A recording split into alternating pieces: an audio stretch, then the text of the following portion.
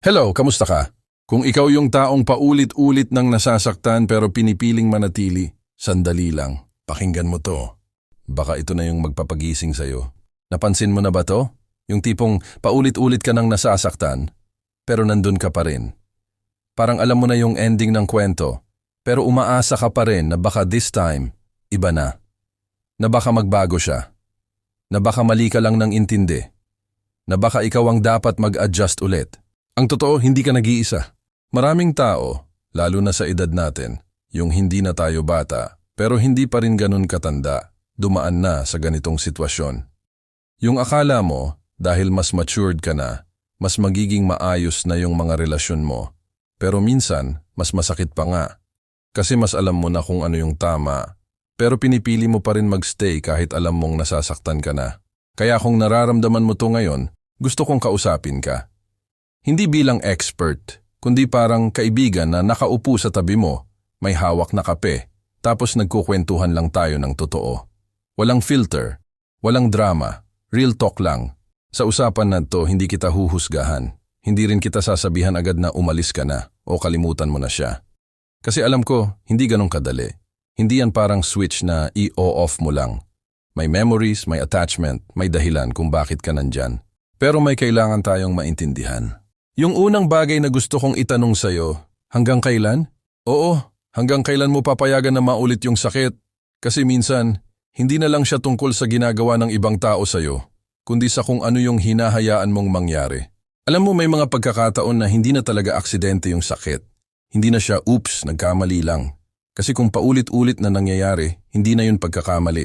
Pattern na yun. At kapag pattern na, ibig sabihin, choice na yun. Choice niya. At minsan, choice mo na rin. Masakit pakinggan, no? Pero isipin mo, kung may taong paulit-ulit kang sinasaktan, whether sa salita, sa kilos, sa panloloko, sa pagiging cold, sa pagbaliwala sa'yo, tapos nandun ka pa rin, anong message ang napapadala mo? Parang sinasabi mo na, okay lang, kaya ko pa, kahit masakit, tatanggapin ko. Hindi mo man sabihin ng direkta pero yun ang nararamdaman ng kabilang side. Kaya nagiging kampante siya. Kasi alam niya, kahit anong gawin niya, nandiyan ka pa rin. Ngayon, hindi ko sinasabing kasalanan mo. Hindi, walang may deserve na masaktan. Pero may responsibilidad ka sa sarili mo. At dun papasok yung unang realization na kailangan mong harapin yung sakit na paulit-ulit mong nararanasan. Minsan hindi na lang dahil sa kanila, kundi dahil hindi ka pa natutong mag-set ng hangganan. Boundary. Simple word pero ang hirap gawin. Kasi kapag mahal mo yung tao, parang ang hirap magsabi ng tama na.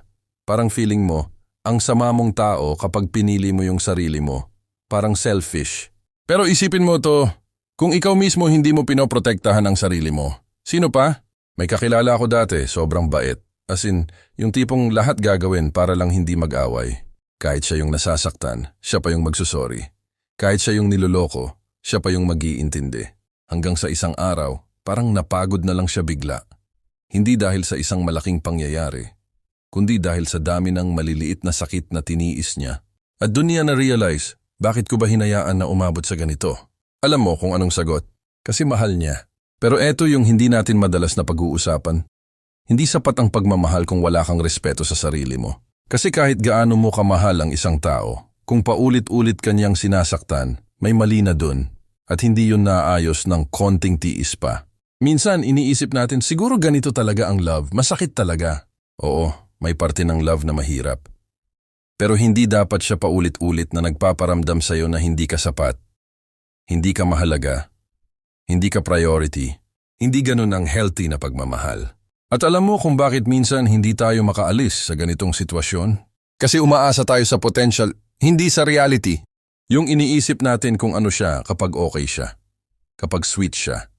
Kapag mabait siya, kapag pinaparamdam niyang mahal ka niya. Pero paano naman yung mga araw na hindi?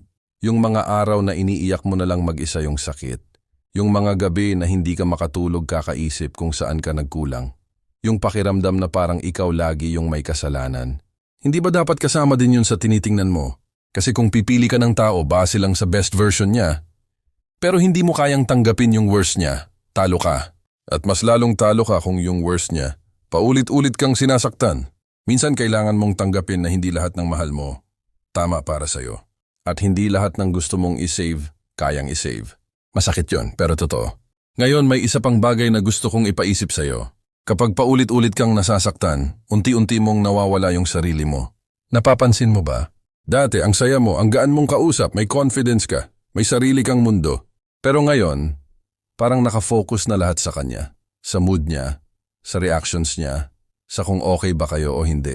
Parang umiikot na yung mundo mo sa kanya, kahit ikaw na yung nawawala. At doon nagiging delikado. Kasi habang pinipilit mong ayusin yung relasyon, nasisira ka na. Hindi mo na napapansin pero yung self-worth mo bumababa na. Yung tingin mo sa sarili mo, nag-iiba na. At minsan, umaabot ka sa punto na iniisip mo, siguro ito na lang talaga ang kaya kong makuha. Hindi totoo yun. Hindi ka option lang. Hindi ka pang tiis-tiis lang. Hindi ka placeholder habang naghahanap siya ng iba. Pero kailangan mong iparamdam yun, hindi lang sa kanya, kundi sa sarili mo. Kasi kung ikaw mismo hindi naniniwala sa halaga mo, mahirap asahan na itrato ka ng iba ng tama. Kaya habang nandito tayo, gusto kong dahan-dahan mong tanungin ang sarili mo. Ito bang nararanasan ko? Pagmamahal pa ba to? O nasanay na lang ako? At kung sakaling ang sagot mo, nasanay na lang. Baka oras na para magising ka sa katotohanan na matagal mo nang iniiwasan. Alam mo may kakaiba sa salitang nasanay.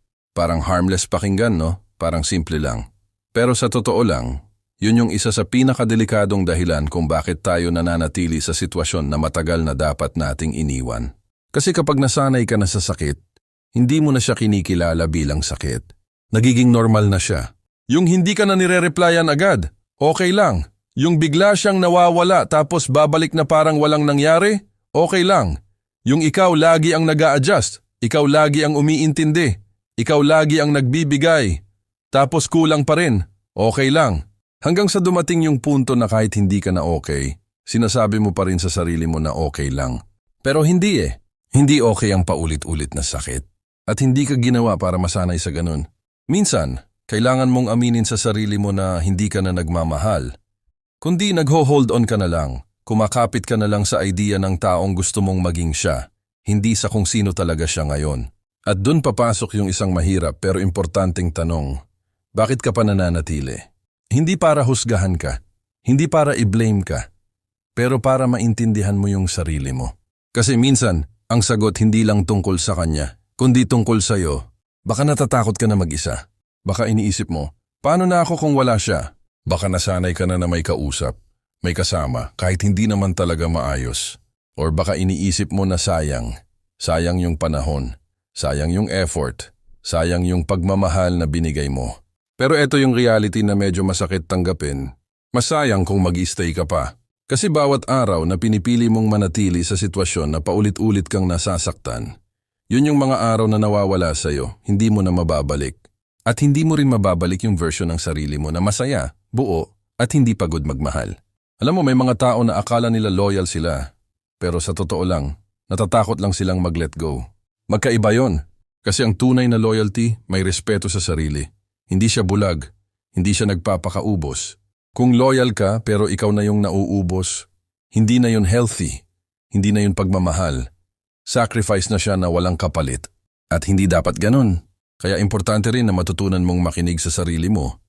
Hindi lang sa sinasabi ng ibang tao, hindi lang sa sinasabi niya, kundi sa nararamdaman mo. Yung gut feeling mo, madalas tama yun. Yung pakiramdam na parang may mali, kahit hindi mo ma-explain, pakinggan mo yon. Kasi minsan kahit anong pilit mong intindihin yung tao, kahit anong bigay mo ng chances, kung hindi naman siya nagbabago, wala talagang mangyayari.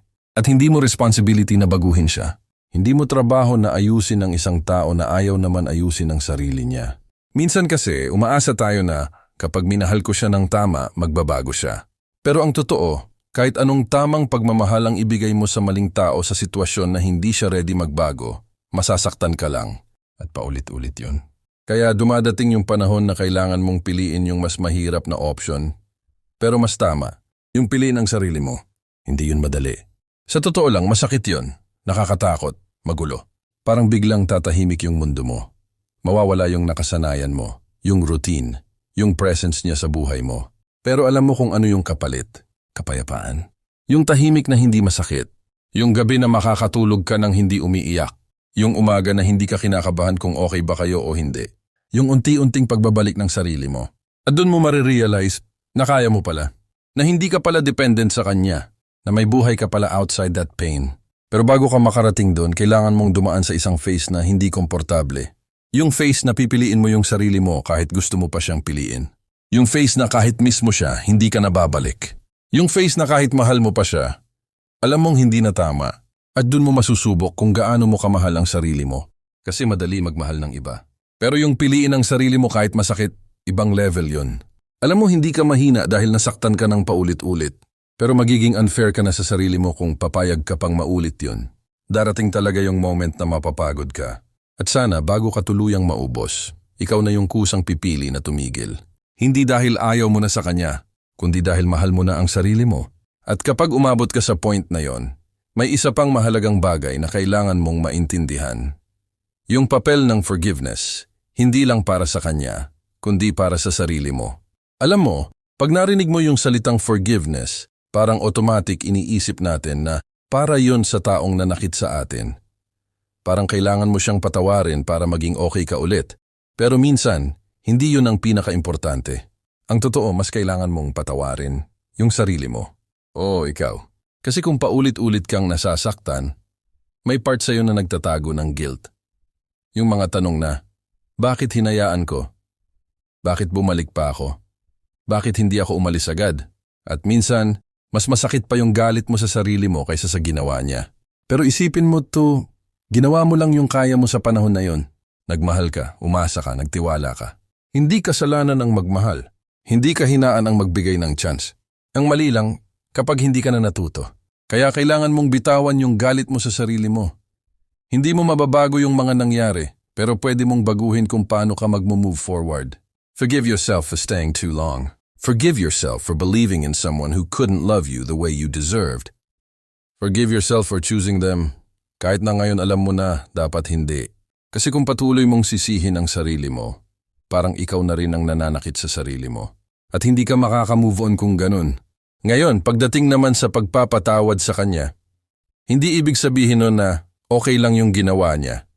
Hindi ibig sabihin nun na babalik ka ulit. Hindi ibig sabihin nun na bibigyan mo pa siya ng access sa buhay mo.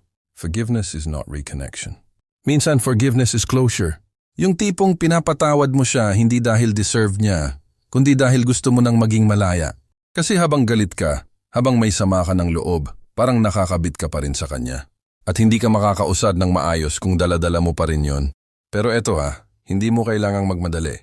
Hindi mo kailangang pilitin yung sarili mo na patawarin agad. Healing doesn't work that way. May araw na okay ka, may araw na babalik yung sakit, may araw na parang gusto mong i-message siya ulit, may araw na galit ka na naman. Normal yun. Parte yun ng proseso. Ang importante, hindi ka na bumabalik sa parehong sitwasyon. Unti-unti mong pinipili yung sarili mo kahit pa unti-unti lang. Kasi healing is not one big decision. It's a series of small choices. Yung hindi mo na siya i-chat, yung hindi mo na i-check yung social media niya, yung hindi mo na i-justify yung ginawa niya, yung pipiliin mong matulog kaysa umiyak sa madaling araw kakaisip, yung pipiliin mong alagaan ang sarili mo kahit wala na siya.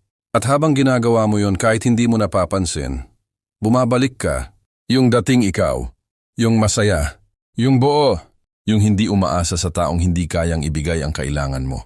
At darating yung araw na mapapangiti ka na lang, hindi dahil okay yung nangyari, kundi dahil nalagpasan mo, na kahit paulit-ulit kang nasaktan dati, hindi ka na yung taong papayag na mangyari ulit yon. At dun mo marirealize na lahat ng pinagdaanan mo, may tinuro sa'yo. Tinuruan ka nitong mag-set ng boundaries. Tinuruan ka nitong makinig sa sarili mo. Tinuruan ka nitong mahalin ang sarili mo. Hindi lang kapag okay ang lahat, kundi lalo na kapag kailangan mo na talagang piliin ang sarili mo. Kaya kung nandyan ka ngayon sa sitwasyon na paulit-ulit kang nasasaktan, pakinggan mo to. Hindi ka stuck, hindi ka mahina, at hindi pa huli ang lahat para piliin ang sarili mo. Kahit gaano pa katagal kang nagstay, kahit ilang beses ka pang bumalik, pwede ka pa ring magsimula ulit. Hindi ka defined ng past mo. Defined ka ng mga desisyon mo ngayon. Kaya simulan mo sa maliit, piliin mo ang sarili mo ngayon. Kahit isang beses lang. Hanggang sa maging habit na siya. At balang araw hindi mo na kailangang pilitin. Kasi automatic mo nang pipiliin ang sarili mo. Hindi dahil galit ka, kundi dahil alam mo na ang halaga mo. Kung nakaabot ka dito, gusto kong marinig ka. Ano yung moment na na-realize mo na tama na? Pwede mong i-share sa comments. Baka yung kwento mo, makatulong din sa ibang tao na dumadaan sa parehong pinagdadaanan mo. At kung may napulot ka dito, kahit isang linya lang na tumama sa'yo, i-like mo yung video at mag-subscribe ka. Marami pa tayong pag-uusapan na ganito yung totoo, yung hindi sugar-coated, pero makakatulong sa'yo maging mas matatag. Tandaan mo, hindi madali ang journey na to, pero kaya mo. At habang patuloy kang lumalaban para sa sarili mo, mas lumalapit ka sa buhay na hindi mo kailangang masanay sa sakit, yung buhay na payapa. Yung pagmamahal na hindi mo kailangang pagdudahan. Yung relasyon na hindi ka pa ulit-ulit sinasaktan. Darating yon. Basta huwag mong kalimutan, piliin ang sarili mo. Araw-araw. At kung may natutunan ka sa video na to, please click like and subscribe para sa more real talk kwentuhan, para mas lalo mong maunawaan ang sarili mo at matutunan mong piliin ang tama para sa'yo. Hanggang sa susunod.